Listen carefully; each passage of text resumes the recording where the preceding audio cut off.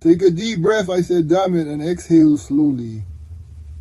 Take a deep breath, damn it, hold it and exhale, damn it.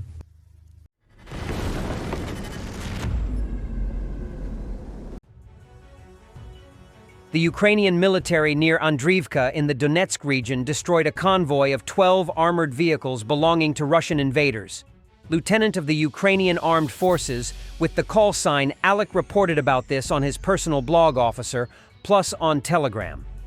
The soldier also shared several shots of the damaged enemy equipment.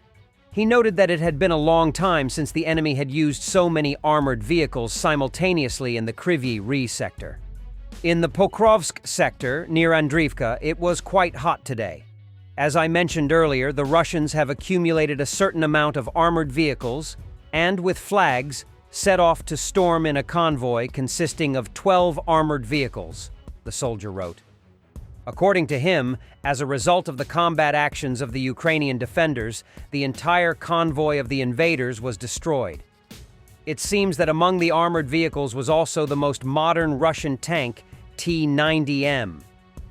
The enemy's armored vehicles were targeted by the strike drones operated by the external pilots of the Birds of Magyar and the 35th Marine Brigade. As previously reported, in the Donetsk region, Ukrainian drones managed to stop and destroy an armored convoy. The convoy was heading towards Ukrainian positions from Russian-occupied Velika Novosilka. The 110th Separate Mechanized Brigade reported that they had managed to completely destroy the tanks and armored personnel carriers in the convoy. The soldiers of the Unmanned Systems Forces skillfully stopped the enemy convoy with the help of drones. Professional work that left the enemy only ashes, the servicemen reported. Reconnaissance drones spotted at least 6 vehicles. Part of the equipment was intercepted in one of the settlements, and then drones caught up with the second part of the armored convoy. Mines were laid on the convoy's road, but only the third mine managed to stop one of the tanks. Russian channels report that Ukrainian forces on the Kherson front have started using new drones that bypass Russian electronic warfare systems by switching frequencies. The Ukrainians have started working in our direction too, using new drones that, when jammed by electronic warfare, switch to other frequencies and continue operating. In particular, such FPV drones are flying around the Kakhovka and Novokakhovka areas. They've begun penetrating deeper into the rear with the help of repeaters. The issue of developing EW and countering UAVs is a serious one. The 49th Army has introduced some excellent innovations and solutions. Unfortunately, soldiers from the right bank continue to strike with FPV drones at civilians and objects, which our UAV countermeasure groups don't always manage to protect in time. This video is for Russian men considering if it is worth it, taking that paycheck. This is how your command will send you to die.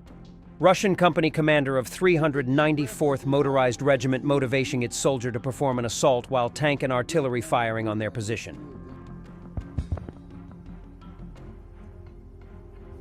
Above the head. Take a deep breath, I said, damn it, and exhale slowly. Take a deep breath, damn it, hold it and exhale, damn it.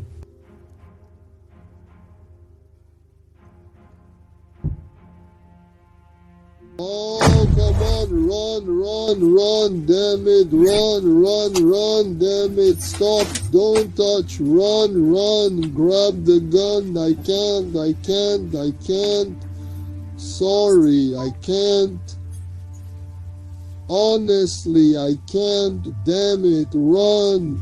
This is exactly what Russia did not want. There will definitely be a force in Ukraine. A European coalition co-piloted with British PM Keir Starmer, said the French President Emmanuel Macron. Russia will not choose what happens on Ukrainian territory, warns Macron. This one also concluded a mandate given to us by our colleagues. And basically they asked us with Prime Minister Starmer to jointly lead this coalition and to be able to together coordinate initiatives, reports to precisely maintain the momentum that is ours. And so with Prime Minister Starmer, we will take on this responsibility together to lead this coalition of actions for a solid peace and sustainable, so that starting next week, our diplomatic advisors will take several initiatives and will follow through on the decisions that have been made, just as our chiefs of staff of the armies together will continue based on the mission and the mandate that I just mentioned. Reporter, should the Defense Secretary, Marjorie Taylor Greene, what country are you from? Reporter, from the UK. Okay, we don't give a crap about your opinion and your reporting. Why don't you go back to your country? Marjorie Taylor Greene is a national disgrace.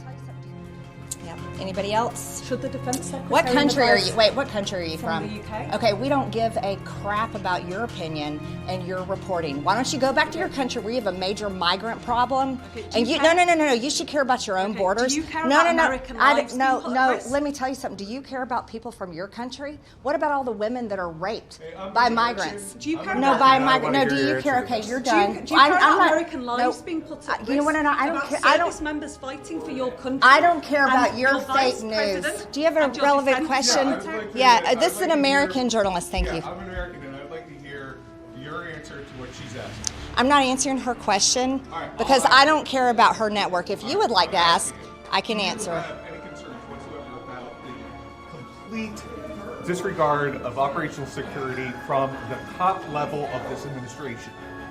You want to know about complete disregard about operational security?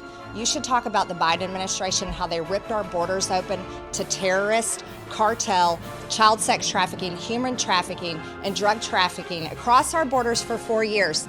The Trump administration is doing a great job, and I stand by their statements. I stand by their statements.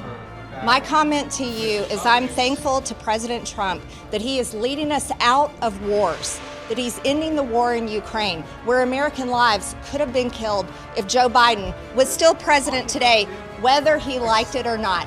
We're talking about NPR and PBS today. We're talking about fake news that was funded with federal funding from American taxpayers. That's what this is about today, not journalists from the UK that care about their own. A new meeting of the Ramstein Contact Group on Ukraine's defense will take place on April 11th, 2025. British Prime Minister Keir Starmer announced this following a meeting of the Coalition of the Resolute Countries held in Paris. The Ramstein meeting will be chaired by British Defense Secretary John Healey. The Secretary of Defense will chair the next meeting of the Ukraine Defense Contact Group on April 11th to secure more military assistance and support Ukraine in its fight, the statement said.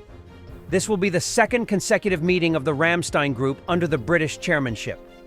The first meeting took place in February in Brussels, on the sidelines of a NATO ministerial meeting.